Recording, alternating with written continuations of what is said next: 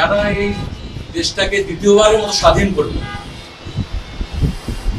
৭১-এর যে স্বাধীনতা আর ৫ই আগস্টের যে স্বাধীনতা, এর মধ্যে একটা পার্থক্য হলো যে ৭১-এ আমরা পশ্চিম পাকিস্তানের বিরুদ্ধে লড়াই করেছি, আর ৫ই আগস্টে যাদের সঙ্গে লড়াই হয়েছে তারা এই দেশেরই সন্তান, তারা এই দেশেরই মানুষ। আপনারা লক্ষ্য করেছেন ১৭ বছর কি অত্যাচার অনাচার এই দেশে হয়েছে। গুম খুন থেকে শুরু করে এমন কিছু নেই যে এই দেশে হয় নাই। এটার পরিবর্তন কে করলো?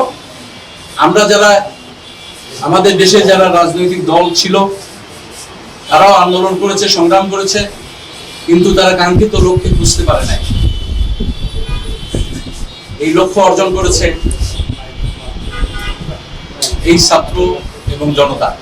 আমাদের অনুরোধ এনসিপির পক্ষ থেকে, আমাদের সকলের অনুরোধ সকল পর্যায়ের পক্ষ থেকে, যে আপনারা এনসিপির পক্ষে এই ছাত্রদের যে রক্তস্নাত রক্ত ঝরা এক ইতিহাসের মধ্যে দিয়ে একটি মহাকাব্য রচনা করে নতুন দেশ গড়বার যে স্বপ্ন নিয়ে তারা পথ চলছে, এখানে পাশে দাঁড়াবেন, আমাদের কথা প্রচার করবেন, আমাদের দৃষ্টিভঙ্গি, আমাদের দর্শন, আমাদের আকাঙ্ক্ষা, আমাদের জুলাইয়ের স্পিরিট এবং সত্যিকারের দেশ নিয়ে আমাদের গভীর মমত্ববোধ, এটা যথাযথভাবে আপনারা দেশবাসীর সামনে তুলে ধরবেন। এবং আগামীকাল আপনাদের মাধ্যমে গোটা নাটোরবাসীকে আহ্বান জানাচ্ছি যে আগামীকাল আপনারা সবাই, নাটোরবাসী সবাই এই পদযাত্রা এবং পথসভায় উপস্থিত হয়ে আমাদের জাতীয় বীর সেনানী যারা আছে, নাহিদ ইসলাম, হাসনাত আব্দুল্লাহ, আমাদের আক্তার হোসেন, নাসিরউদ্দিন পাটোয়ারি, ডাক্তার তাসনিম জারা, সামান্তা শারমিন, সার্জিস আলম, সবাইকে কাছ থেকে আপনারা দেখবেন।